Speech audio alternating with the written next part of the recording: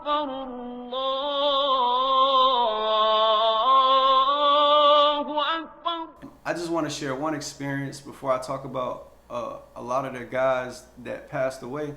Cause so many passed away, it got to a point where it dawned on me that maybe I should write their names down, that maybe I should keep track, cause it was that many.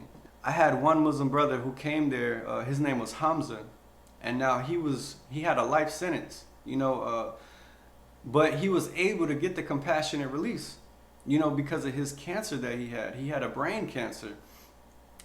But it was such a sad story. This is just one among all the sad stories that I have. But Hamza came there with this brain cancer, and I guess they caught it late because he didn't know he had it. And then when he found out he had it, and at this time he had been locked up for like 20 years since he was like 19, they thought they were going to catch it early, but they found out that they couldn't catch it early. And he didn't want to share that at first because he was in a wheelchair when he got there because the brain cancer had already started affecting him.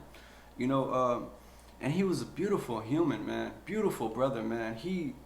All he cared about doing was worshiping. This is who all this time he did in there, these 20 years turned him into. He was a beautiful brother, man. He was so nice, and he was a big, stocky brother, a black brother. But he was so nice in his heart, man, and he was so genuine.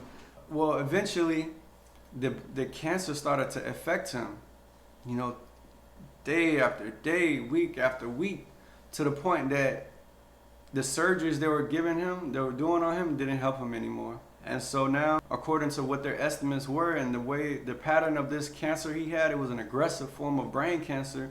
It's just a matter of time after a while. And so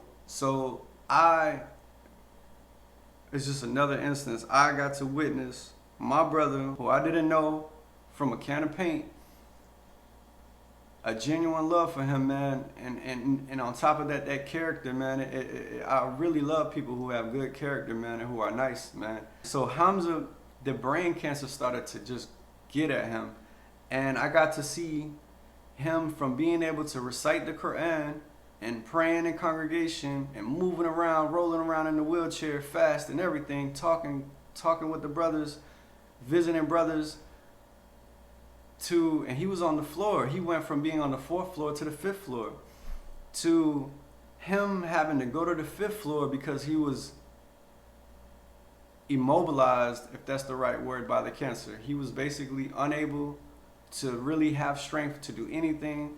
He had pain everywhere in his body, and he was ended up being confined to a bed.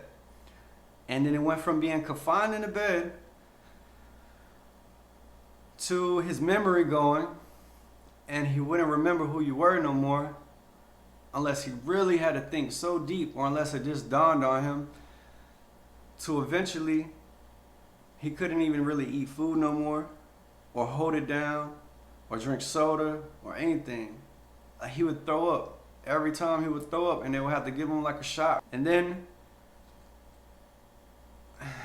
when it was getting to that point, and I used to talk to the nurses about him, they were basically telling me, yeah, this is what they estimate, and just comfort him as much as you can. And that's what I did. And I remember him telling me one time right before he died, and I did it a couple times for him. He would be like, Muhammad, he would be like, man, I just want to taste a cold soda. And I would tell him, man, how am I gonna give you a soda, man? You're gonna throw up. He's like, I know, man, but I just want to taste a cold soda, man. And I would give the cold soda to him, man, and he would just throw up everywhere, man. He would have a little bucket, a little bin. We would keep bins beside the bed for stuff like that. He would just throw up in the bin. And it wasn't too long after that he ended up passing away. But yeah, he had the ability to get out. And the sad part was that so much of his family had died that he had nowhere to go. He had no residence to go. He didn't have a tight-knit family like that, so he had nowhere to go. So this is what he had to face, and 20 years to brain cancer, to dying, you know, and all he was, man, wanted to do was just worship his Lord. All he talked about is if he got out, he would just spend the rest of his time trying to enjoy his Islamic life at the mosque, at the masjid, and do what he's read about. You know, he was a convert in prison, you know, and he just wanted to experience that. And yeah, that one really affected me, man, because I watched every stage all the way down, man. That sometimes, man, I didn't even want to go around him no more, man, because it was sad. It was sad, man. It make me want to cry right now, man. But that was my brother for real. So